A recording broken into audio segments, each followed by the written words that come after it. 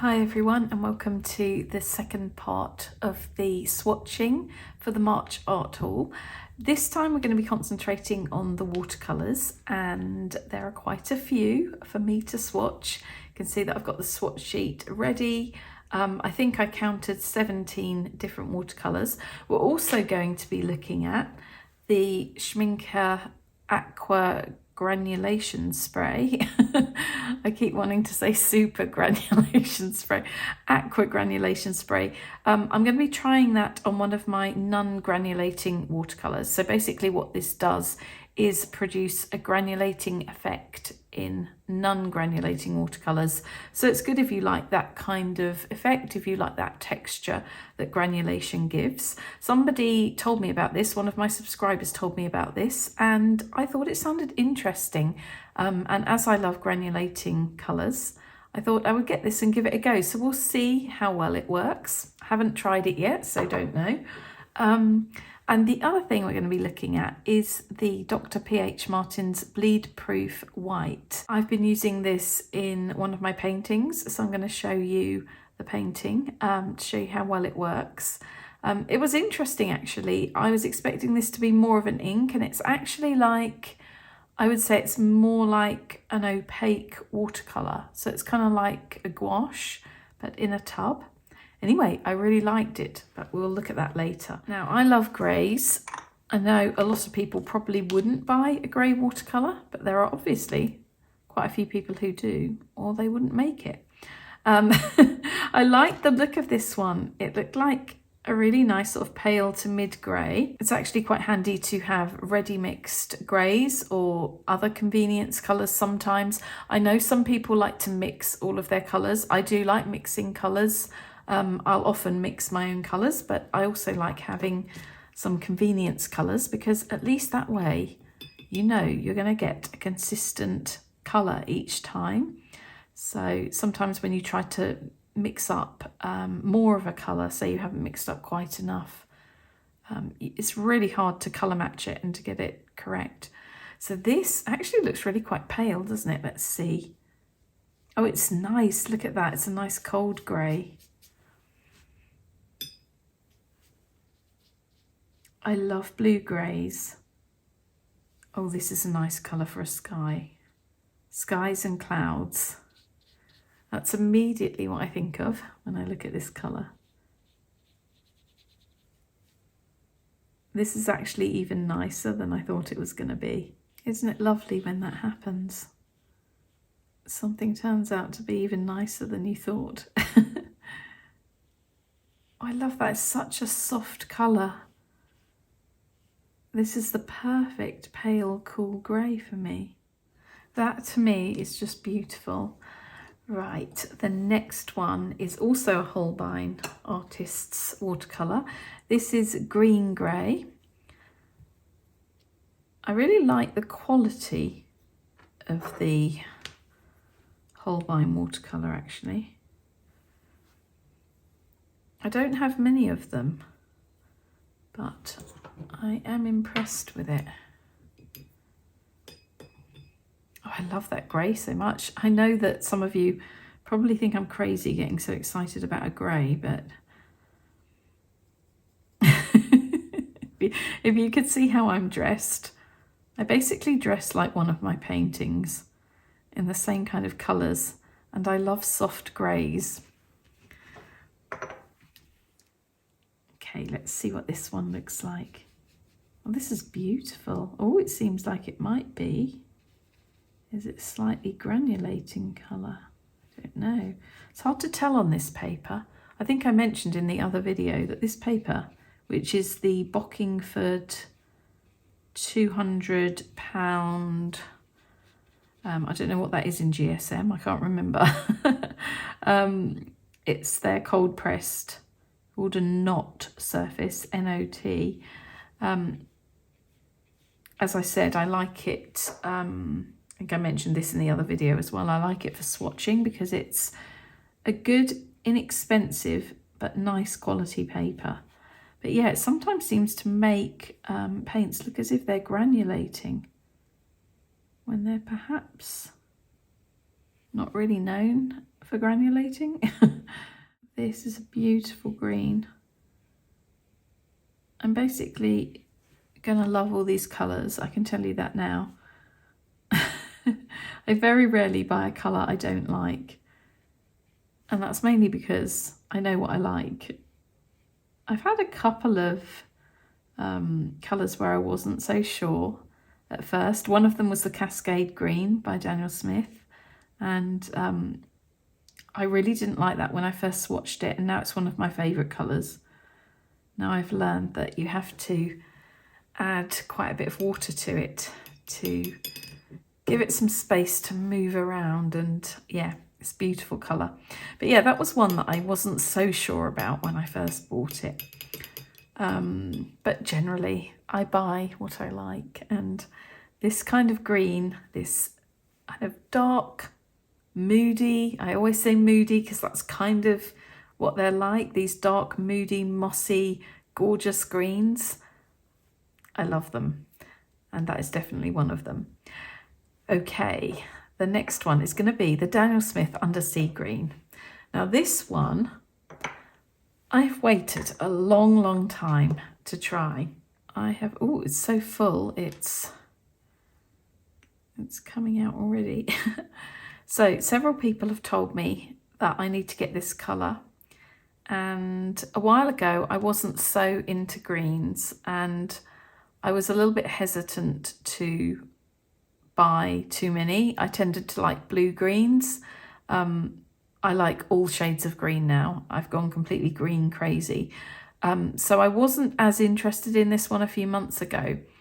And then gradually more and more people suggested that I would like it, and I added it to my favourites, and I was kind of thinking one day I will buy this green, and so I finally have, and I'm quite excited to see what it's like. Oh, it already looks gorgeous. I haven't even put it on the paper yet. Okay, I'm going to give it a good mix. Oh, this is another one of those gorgeous dark greens. I think I can already see why so many people told me I'd like this.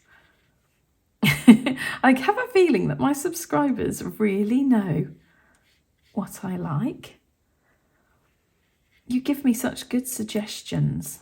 You're my watercolour enablers. Because I said not that long ago I was going to try and stop buying watercolours, and then I just gave in to my urges. And the reason for that is I realised that there were so many I hadn't tried that I wanted to try. And Dominic said something really interesting to me the other week, because I've had a couple of people who have been really quite rude on my channel. Don't worry, I delete their comments, generally speaking. If anyone like that comes along and they're really rude, I'm not talking about constructive criticism, I'm talking about people who are really super rude, and they've kind of criticised the number of art supplies I have. And I said, you know, I was talking to Dominic about this, and he said to me, this is crazy, because you wouldn't go up to like a carpenter, some kind of tradesman, and like look in his van and see all of his different tools and say, why have you got all of those tools? You know, why have you got so many screws? Why have you got several hammers? And you think about it like that. It's like, this is my job, you know, and this is the one thing I really do spend quite a bit of money on. And obviously the affiliate credit from Jackson's has really helped with buying art supplies, because I'm not actually having to buy everything. You know, I use my affiliate credit to try things that I otherwise wouldn't be able to afford to try. But yeah, I don't spend that much money on other things in life, and art supplies bring me a lot of joy, and obviously I'm using them all the time in my work. But yeah, I really liked that when he said that. I was like, yeah, of course you wouldn't go up to someone and kind of say to them, if it's their job, you know, why do you own all this stuff? I think most of the art community on YouTube are absolutely lovely. They're so supportive, and gosh, I'm just going to add some water to this, by the way, to let it move around a bit. They're so supportive and so lovely and so positive.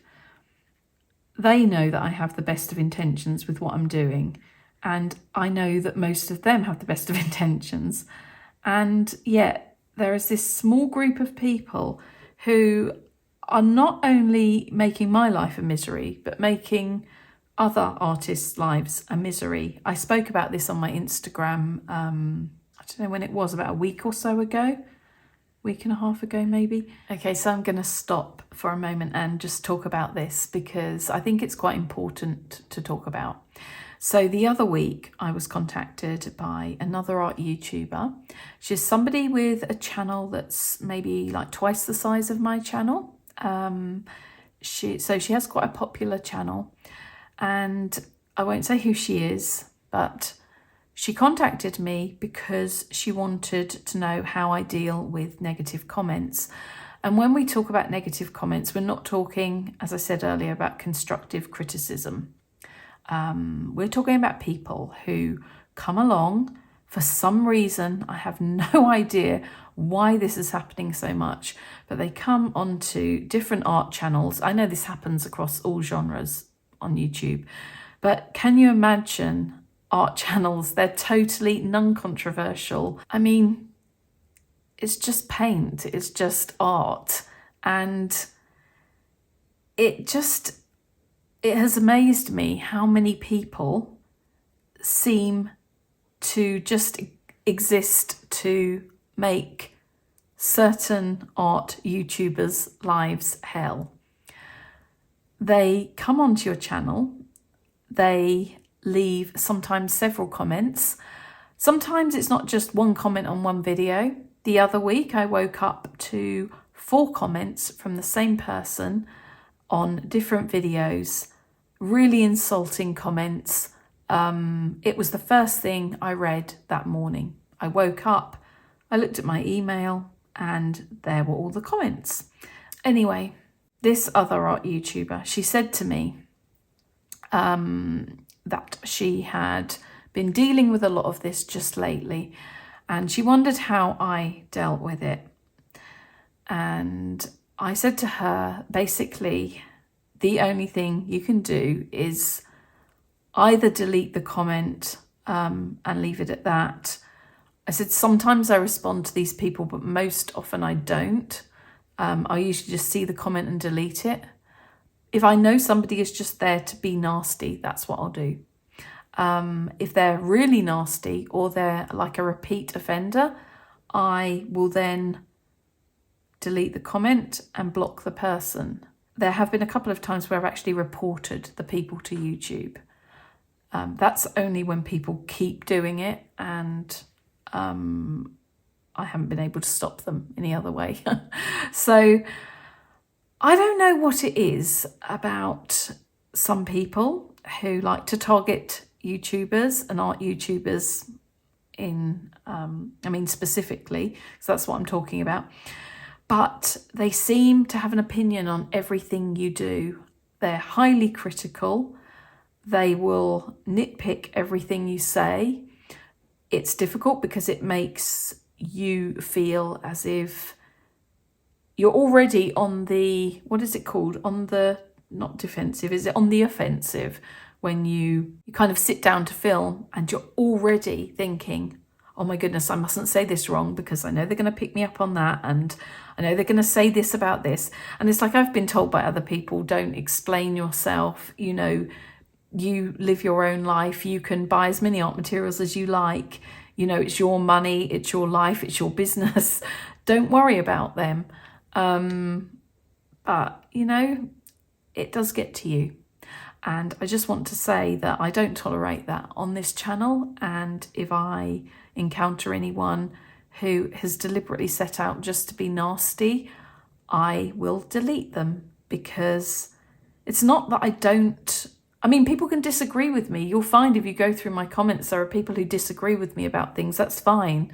I answer them sometimes. Sometimes I'll just give the comment a heart just to acknowledge that I've seen it.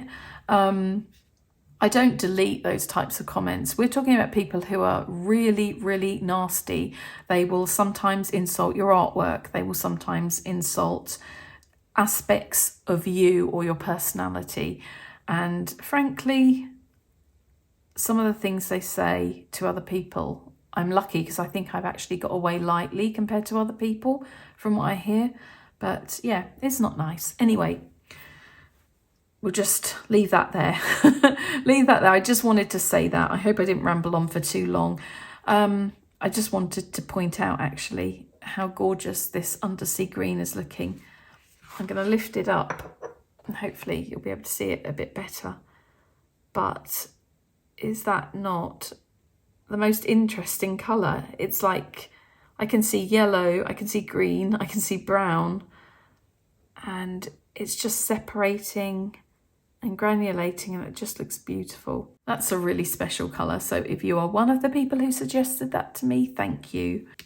The Holbein Grey of Grey, I think I put a bit too much water in that one, but we won't worry about it. Oh yes, actually, I just realised, I was thinking, why have I got Cascade Green written on here? Because I do have Cascade Green already, and I was telling you about that. I bought a larger tube because I gave some of mine away. I made a palette for my friend Mel and I gave her a little half pan. I only had a small tube before. I gave her some and I have some in a palette of mine as well. And yeah, so I decided this is one I really didn't want to run out of. So you'll see why. Oh, goodness me, look at this. Daniel Smith really fill their tubes to the brim, which is a good thing, but you have to be really careful when you open them. So yeah, I thought I will get a big tube of Cascade Green and then I can even pop it in some of my other palettes because I like to have themed palettes, and I didn't have enough to do that, so now I do. But this is a really interesting colour too. You'll see once I get it on the paper. Do you have a favourite green? If you do, tell me your favourite green in the comments. I mean, I hesitate to say this, but I really can't buy more watercolours. I literally have so many different ones now. And as I said earlier in the year, I do want to use what I've got. I mean, I am using what I've got, but if I keep adding, it's going to be difficult to use all of them. So I think I really will have to slow down on the watercolour buying. But I have lots of other exciting things to show you regarding watercolours because I'm doing this series where I'm going to show you my themed palettes. I'm going to swatch them, create some artwork with them. I want to do some colour mixing. I've got a super exciting special video coming up as well, which I kind of hinted at, I think, in one of my recent videos, but I'm not going to say any more because that will be coming up probably sometime in May, depending on my filming schedule. But yeah, it's watercolour related. Do you see how gorgeous this colour is? Now, I have actually applied this fairly heavily, but in washes, this goes the most gorgeous kind of aqua blue, sort of really pale minty green almost. I'm just trying to lift some of it off so you can perhaps see. Anyway, really gorgeous, very special colour. And one that was also suggested to me by my subscribers. As I say, I didn't really like it when I first swatched it, which is crazy, but I did swatch it too heavily and I'm wondering whether I've done that here, but I'm trying to lift a bit off so you can see what it's really like. Anyway, there we go. Lovely blue-green, apparently named after the Cascade Mountains in the US. So somebody told me. I'm just going to leave it like that. We'll see how it dries. Oh, look at this. I always do this, don't I? I'm going to have to do a strangely shaped one here. Now, this is the Daniel Smith Blue Appetite Genuine. This is one that I've wanted for quite a while. Oh my goodness, this one is also bursting out here. But because it was quite expensive, I waited. Oh my goodness, this is all in the lid.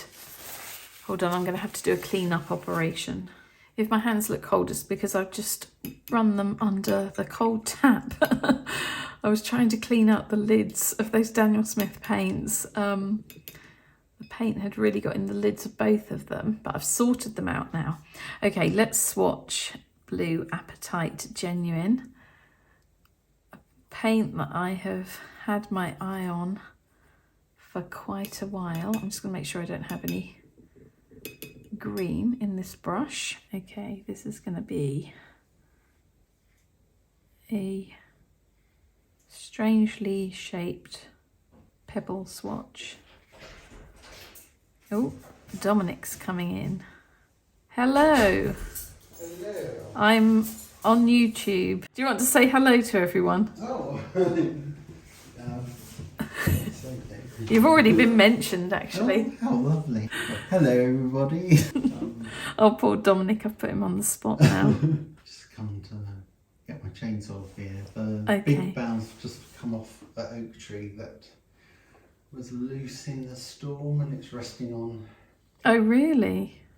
next door's Jason Julia's fence. Gonna go and sort that out. Oh, right, Oh, okay. Too much damage. Oh, no. Unbelievable. We were just looking at it. Did you see it happen? No, but we looked at it this morning and thought, oh, that's going to come down. We shouldn't go underneath that. Well, it's going to come down soon. Next. Gosh, it's like you had a premonition. Yeah, and it did.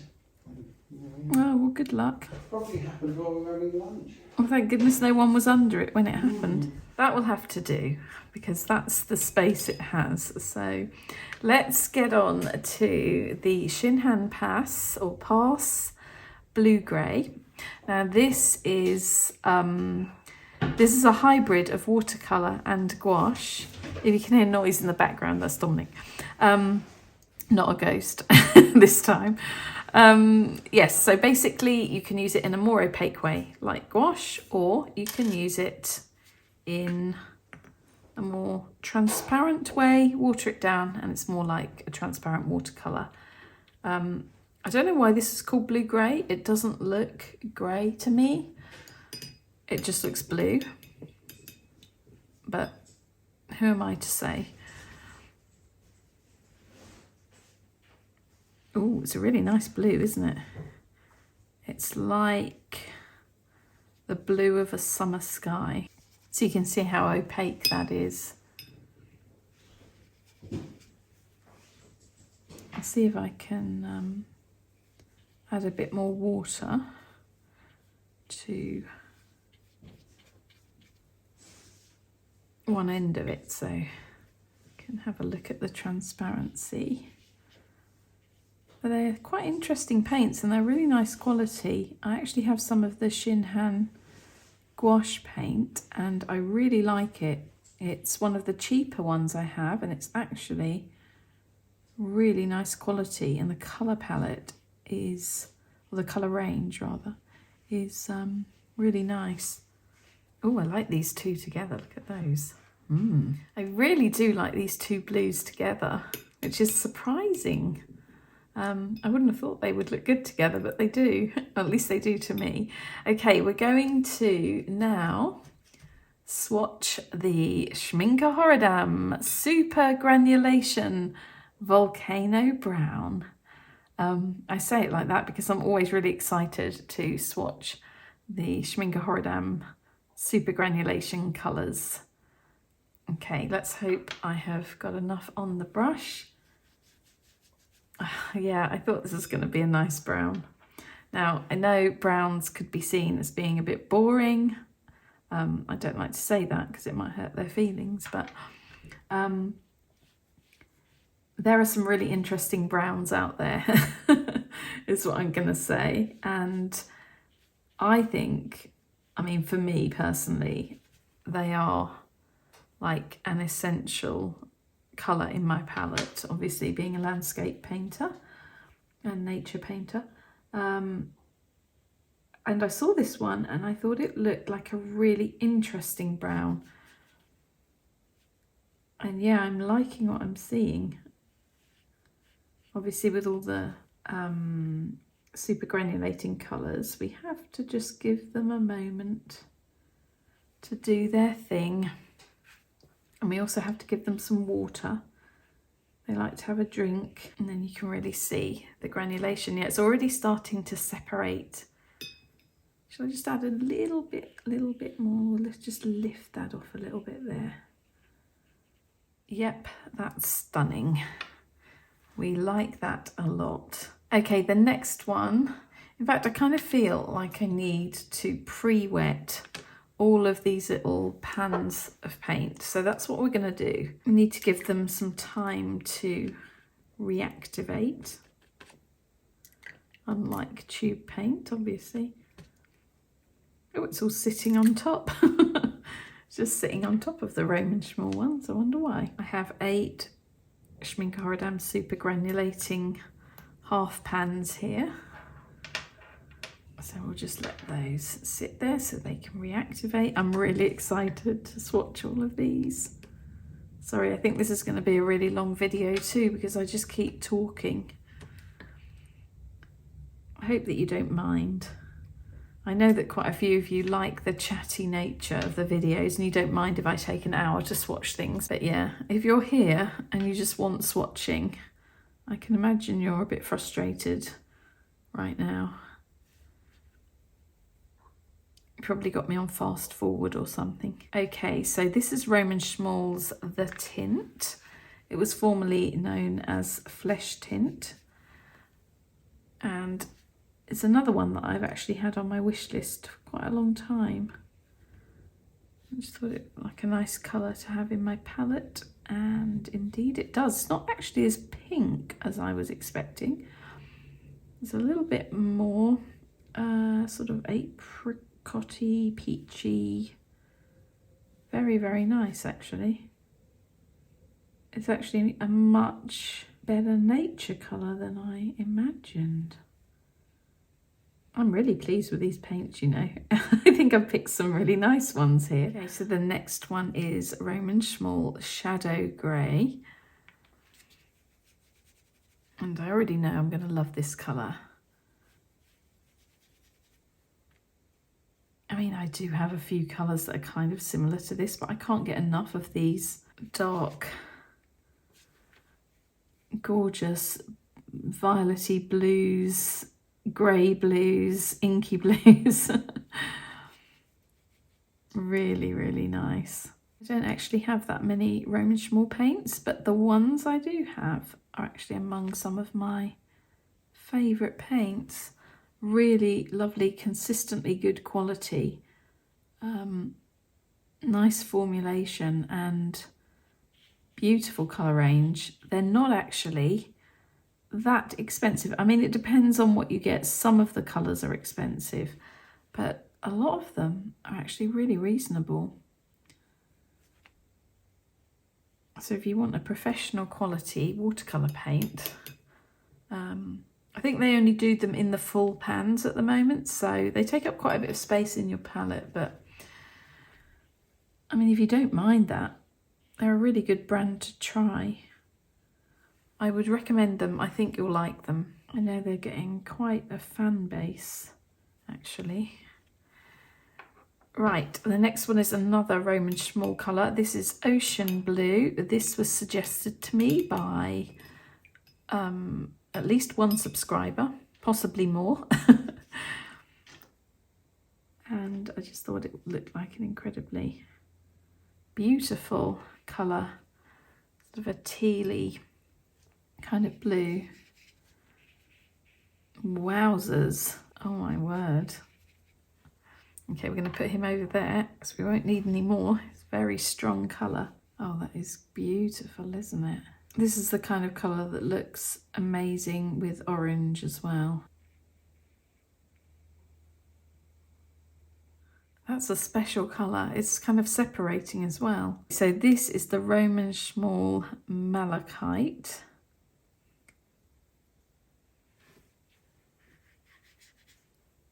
This seems to be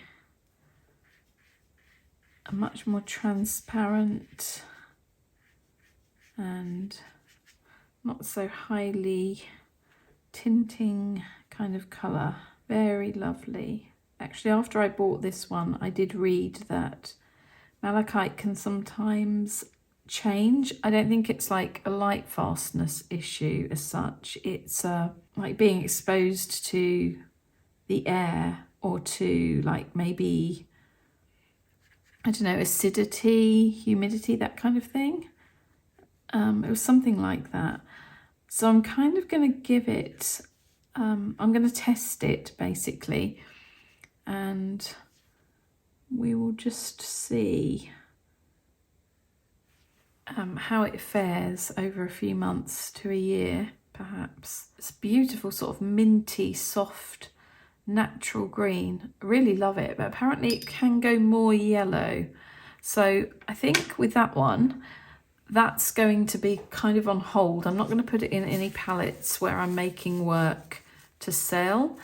I think I'll use it in my sketchbook or something perhaps until then, until we've run proper, not light fast tests, but be like a light fast test. I'll put it in the window with the others and it'll be exposed to the air. So, right, the next one we're going to try is the Shinhan Pass or Pass Shadow Green. Now, I know a couple of people who use this colour and it's one of their favourite paints. So it was out of stock for absolutely ages on Jackson's, and so I thought I'll wait patiently until it comes back in. And when it came back into stock, because it had been out of stock for so long, I like literally pounced on it. Oh yeah, it's like a beautiful perylene green. Oh wow, gosh, I like it when you add water to it. Oh, that's nice. There's a lovely quality to it.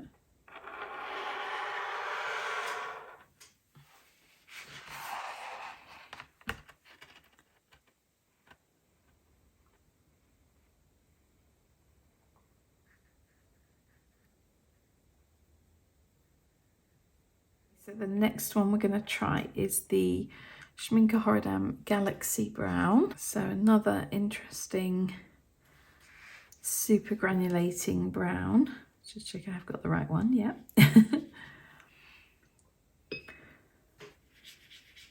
Oh, it has a beautiful warm glow to it.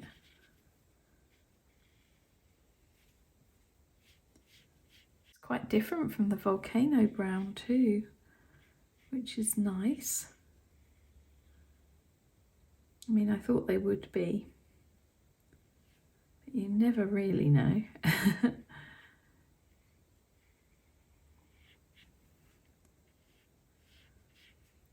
Gosh, I've been wanting to try these paints for so long. And I've had them in the studio, some of them since February. This art haul is basically lots of smaller orders collected up throughout February and March. So there you go, two very interesting browns if you're in the market for a brown. Okay, and if you're in the market for an interesting black, which one is it? Where is it? This one. I have the Schminke Horadam Glacier Black. This is actually my first time trying anything from the Galaxy range, the Volcano range, and the Glacier, oh, and the Desert range as well. I already have something from the Tundra and the Deep Sea, but yeah, Desert, Glacier, Galaxy and Volcano, I don't own any of those paints. Oh, lovely. I mean, I thought long and hard about which colours I wanted to add to my collection. And the reason I haven't bought the entire sets, I have 3 sets. 3 sets? Yeah, I have the Shire, the Forest and Haze. And the other sets, I just have like a couple of the colours from the sets, because I knew I wouldn't use all of the colours in all of the sets, so it seemed silly to spend the money, because these are quite expensive paints. They're not cheap. They're really good quality. I mean, they're worth the money, definitely. But yeah, so I just decided to kind of pick and choose from the sets. I did some research to find out which colours would be ones I would use the most and which ones appealed to me the most. So if you want a lovely granulating, interesting blue black, the Schminke Horadam Glacier black, I think, could be your black. That is really nice. They're just so much fun to play with.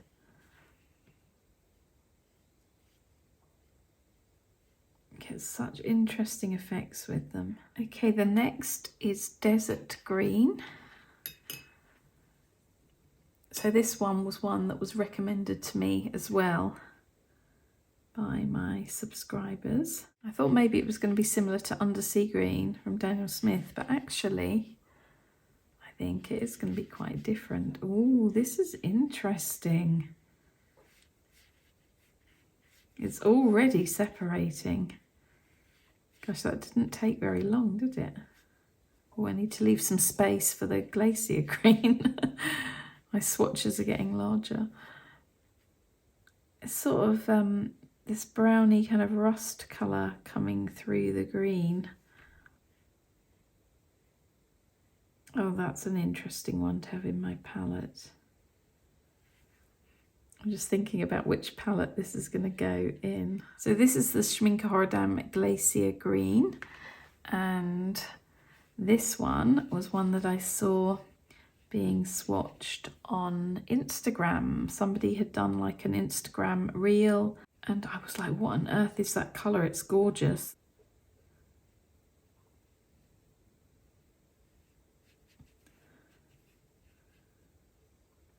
Some lovely blues and greens in this selection. Okay, the next one is Deep Sea Indigo. Is it this one? Yeah. To try and swatch this a little smaller because we have to tuck the Tundra Violet in there as well. So this one will be a small pebble. Oh, that's beautiful too, isn't it? I kind of feel like, even though this is a deep sea colour, it would look good for night landscapes.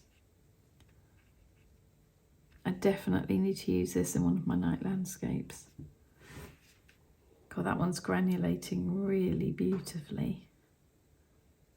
Okay, we're nearly at the end now. The penultimate one is Tundra Violet, and this is one I've had on my wish list for really quite a long time. I always thought it looked interesting, and then several people said that I would like it, so I decided to just bite the bullet and go for it.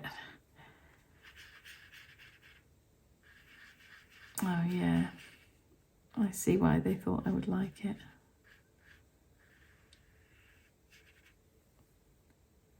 Oh, it's kind of got Roman Schmall shadow grey vibes. But I think probably will look different once it's separated, and they sometimes look different when they dry as well, so you have to leave them to separate, leave them to dry. And what I'm going to do is leave this swatch chart for a while, and then I'll come back, and when it's fully dry I'll hold it up to the camera so you can see them really clearly. Okay, so this is the Galaxy Pink, and yep, it looks again like it's going to be another stunner. They all are really, aren't they? Okay, I'm going to just pop that one over there. I love swatching so much more since I discovered that I like to swatch in the shape of pebbles. And I noticed that some of you have started doing it too, and I'm so pleased that it's catching on. I feel like it really shows the colours off nicely. I know I'm not doing the technical swatching where I'm, you know, lifting some of the colour and, you know, doing it from like a kind of undiluted state through to the wash and, you know, doing all of this kind of stuff. But you get an idea of how these colours look from what I'm doing, and often that's enough. I mean, there are many more channels that are much more technical, if you like the more technical kind of swatching. But if you just enjoy watching beautiful colours come to life on the paper and you just have a love of colour, then hopefully this kind of satisfies that a bit. Okay, that's it. I'm going to leave those to dry and then I'll come back in a bit and I'll show you them fully dry. I'll have a close look at them.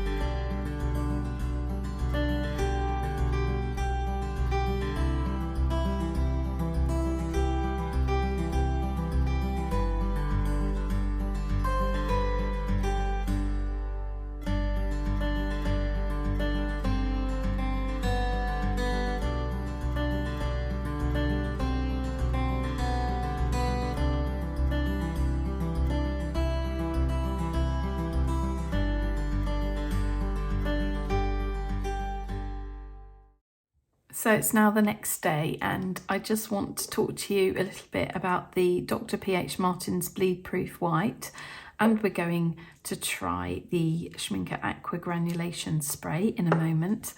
So this, I really liked it actually. It was a little bit different to what I was expecting. I was expecting it to be an ink, and it's actually, it says here, it's an opaque watercolor. So I think it's more like gouache. It certainly seemed to be, when I used it, it felt to me like using gouache paint. But this one, it says covers dye colors, markers. It says stir well before using opaque watercolor. So yeah, when I opened it, it was really, it's quite solid. You can see I can tip it. I'm a bit worried because I'm over this painting, but I can tip it and it's really quite solid, but I gave it a stir. So yeah, it's basically like using a white gouache paint. So it's good for highlights and details over the top of watercolour. Obviously they say that it can cover dye colours and markers. It's bleed proof. So I think with normal gouache, if you use that over the top of certain paints or certain markers, you would find that the colour would bleed through into the white a little bit. The only painting I've really used it on so far is this one, where I used it for the lines, the details, little fences and sheep and that tree. I used it on the side of the house there as well, I think.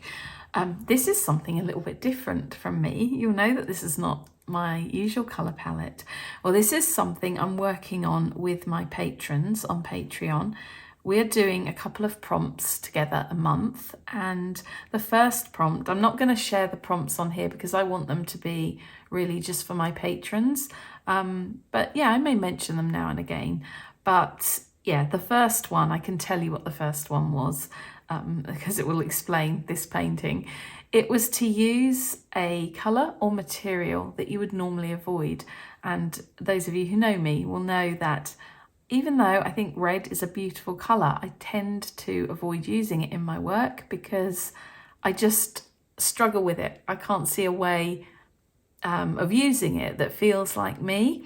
Well, I have these gorgeous reds in my palette, in my main watercolour palette, and I just decided that I would try a colour rather than a material that I normally avoid. I couldn't think of a material I normally avoid that I actually have, because I love and use them all really. So I went with colour, and so yeah, this is the piece I created with the different reds, and I added a bit of Perylene Violet for the sky, and here we have like a Payne's Grey hill.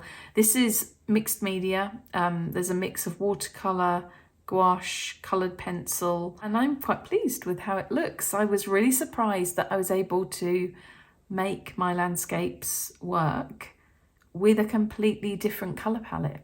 So that was an interesting exercise, but yeah, really liked the Dr. P.H. Martin's Bleed Proof White, and I used it on this piece, so you can see it worked really well. It's really nice and opaque. I didn't have to do 2 layers, I just did 1 layer, and looks good. So yeah, pleased with it so far.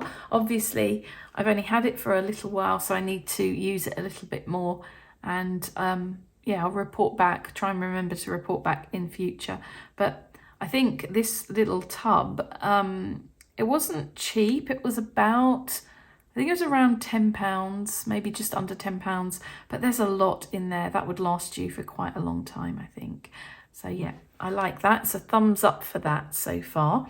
So what we're going to do next is, I'm just going to take this, I have a little off-cut of paper here, and I'm going to go and get my, I think we'll try it on the Ocean Grey Schminke watercolour, this Aqua granulation spray. So yeah, we'll try it on that because it's a non-granulating colour. So I'm curious to see how this is going to work, and we'll see whether it does. So I'm going to do 1 swatch of this just as it is normally. So we'll just do that roughly. And then I'm going to do another swatch where we will spritz it with the granulation spray. Let's try and make these as similar as possible.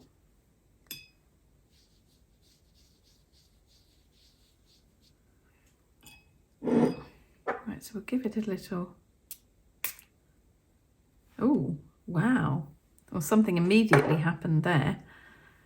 Okay, I think what we need to do is allow this to dry, and then we'll have a look at it when it's dry. I've left this for maybe half an hour, and so this was the swatch without the granulation spray, and this was the swatch with. It's quite random. It's kind of not got an equal or even, should I say, granulation. I don't know whether I'm doing it correctly. I've sprayed it into, obviously, the wet watercolour. I don't know, the jury's out on this one at the moment. I think what I need to do, which I won't do in this video, is I need to just experiment with this. I'm a little bit concerned that when I spritzed it, obviously, some of the pigment has kind of gone across the paper, so we have these little splatters. So it's maybe not great if you're trying to work very neatly, but if you're working on a large area and you want to granulate it, I mean, it's made a really interesting texture. I do quite like what's happened to that swatch. So there's the normal one. On this paper, it seems to make everything look as if it's granulating slightly anyway, because when I've swatched the Ocean Grey before, you look actually on this little swatch card here. It's not a granulating colour, it's at the bottom there. So yeah, jury's out at the moment. That's the initial experiment.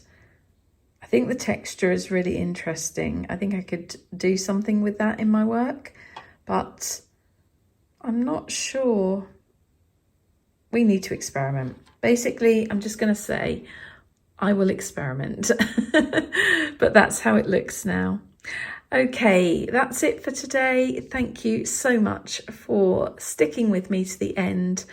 If you did, what can we say? What can be our little phrase today. I know what we can say. If you've made it this far into the video, leave a comment saying, Natasha, please don't buy any more watercolours. And then I'll know you've stuck with me till the end. If you did, thank you so much. Please give this video a like if you enjoyed it. And yeah, subscribe to my channel if you haven't already. Join the art community here and chat with other people in the comments. I love it when you all chat to each other and give advice and so on. So yeah, it's lovely to have you here. I love sharing all of this with you, and thank you for being here. And I will be back soon with another video. But I hope you enjoyed it. Okay, bye.